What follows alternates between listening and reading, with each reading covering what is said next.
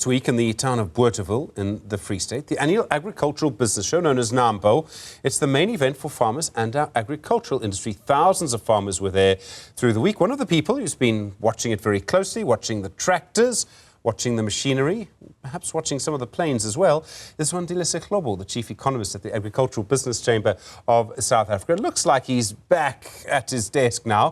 Wandile, good afternoon to you. So you have literally almost our entire agricultural industry in one place for Nampo. It must be the best place to spot the trends in the industry. Absolutely, Stephen. And I think people have to appreciate that this is the biggest agricultural show in Southern Hemisphere. So it's not just on the South Africa side, but we see a lot of things there and important trends. One being that the technology providers, they come with all of the new innovative ways of improving agricultural productivity and showcase there, either through new machinery or some even biological. We get to see what's happening. And the agri-tech industry also showcase that. Some of the new innovation on their side, but we also get an opportunity for networking. Various stakeholders get to interact with each other, financial organizations and the others. So it's a really important place and not to be missed if you are in the agriculture sector or food, fiber and the beverages industry globally. What trends can you see at the moment? I mean, are there particular things that people are talking about? I know farmers are always going to talk about the weather. We'll get to that in a moment. But are there particular trends you can see in our industry at the moment? I think the key focus, which everybody appreciates, is that going forward with climate change and many challenges that agriculture is facing, we have to think about what's the role of technology in that conversation. How does it assist us better to adapt to all of the changes in the cycle?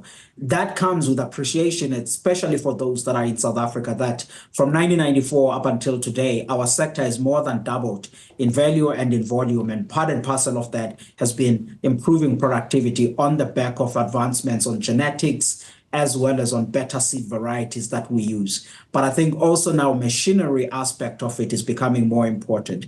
The other conversation that we saw taking place there, Stephen, was around the secondary part of agriculture. For a long time, we had focused on talking about farm level things, but there was a big conversation led by some of the banks, Nedbank and the others, around agro-processing to say what improvements could we still make there, as well as the promise of jobs in agro-processing, given South Africa's high unemployment issues. That conversation was held, Stephen, along with the need for revitalizing rural towns to say, can we manufacture closer? Can we open more processing hubs closer to those towns that are declining? Those are things we are seeing. And of course, Stephen, lastly, we cannot talk about touching on the geopolitics, because South Africa and many players from Australia, other countries that gets to be present in these things, they are interlinked to global agriculture. So the aspect of geopolitics and the current elections is a theme also that we saw underlining many of the conversations that people were having. But overall,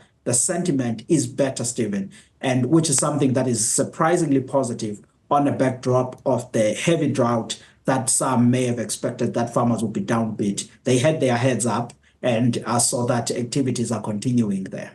One of the ways, there are certain ways to judge that. You can look at new tractor sales, for example. I think they were slightly down for April.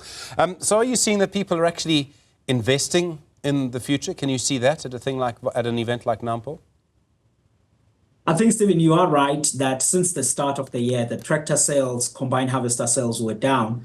But I think our interpretation of that is that we are coming from about 3 years or so of solid tractor sales and combined harvester sales. So that's a bit of a normalization that is coming, that is baked in those muted numbers. But to your point, though, I do think that there are people who wait for Nampo because there could be specials. There could be certain deals that people could reach with the suppliers of technology. And certainly in certain conversations that I have had with many of the machinery suppliers, many of the banks, it did seem that they are upbeat that they were able to accomplish some of the objectives that they went to Nampo having. So in essence, I do think that commerce and investment is still happening in agriculture. And of course, there are long-term investment things beyond just the implements and the technology that is available at Nampo. And on those, I think South Africa has been still on the positive trajectory where people are still putting money on the sector and hoping for better future returns and better growth. And as I promised we would talk about the weather, Wandile. We have to talk about the weather if we have you on the television. The El Nino weather phenomenon in the Pacific Ocean coming to an end. It's being replaced, we think, by La Nina. We had 3 years of La Nina. Looks like we're going to be blessed again with more rain. Is that your expectation? That's the expectation. And Stephen, I tell you what, I'm very happy about that because I was worried that after having 3 consecutive years of good La Nina and then switching to an El Nino, which is usually drought for us, I worried that that too may be stretched. But with the indications that we are getting from the Earth Institute at Columbia University, reading what the Australians are saying, they are all suggesting that we are now turning towards a return of a La Nina. And right now we are on a neutral state. I know that the South African Weather Services, they are still hesitant to actually put a call as to whether we are getting on La Nina or not. But I think it's just a matter of time. In our expectation, then certainly the expectations of the farmers and many of the industry stakeholders, even agricultural financiers, they are looking at this and they're looking at it positively. And now the critical time, Stephen, will be around about October, where farmers that have gone through the midsummer drought will be entering the new planting stage for the 2024-25 production season. And we can only hope that the rainfall materializes and will be in a La Nina, and it could be a better season for South Africa and the Southern Africa region. One of the sort of stories in South Africa over the last 10 years really has been what seems to me as an outsider, sort of growth in the agricultural sector, growth in agricultural exports. There are all sorts of reasons as to why that has happened. What's interesting is that there were quite a few obstacles to this. There was intense load shedding for a period, we had the odd drought, roads are a problem, Transnet, getting lemons to Beijing is a problem. The Spanish do what the Spanish do every year. They try and keep our citrus products out of Europe. And yet, our farmers seem to have done pretty well. Resilience, Stephen, as you know, South Africans always says Boere market plan, and I think they've been able to do that. But certainly when you look at the numbers, Stephen, it's clear that last year, 2023, record exports at about $12.3 billion, up 4% from a previous year. The guys have done reasonably well, but I think the credit is also due to Transnet, that when the challenges were there in Cape Town as well as in Durban, formulated some subgroupings with organized agriculture so that the flow of information about where the blockages are can be faster. And I think that, along with some of the work that is done by logistics industry in addition to Transnet, has assisted in getting our exports there. Of course, that didn't come without a cost, because if you speak with farmers in the Western Cape, Northern Cape, and other regions in the deciduous fruits, they will complain about the cost that they had to bear with that. But I think we were able to export. Now we are in a citrus season, and we're hoping that we'll be able to get through it smoothly. Transnet has been positive, and there's a good working relationship with them, CGA, Citrus Growers Association, and the others. And we think that will facilitate the exports, because we are against even having higher volumes that needs to go to the export markets. The WTO issue with the Spanish, because we do think that there's an unfair issues that the EU is raising to block our exports. So those cases are ongoing. But I think broadly, Stephen, the export story is so important. And I think people may wonder, why are we talking about all of these exports so much? But the fact is, today, Stephen, South Africa is food secure at a national level.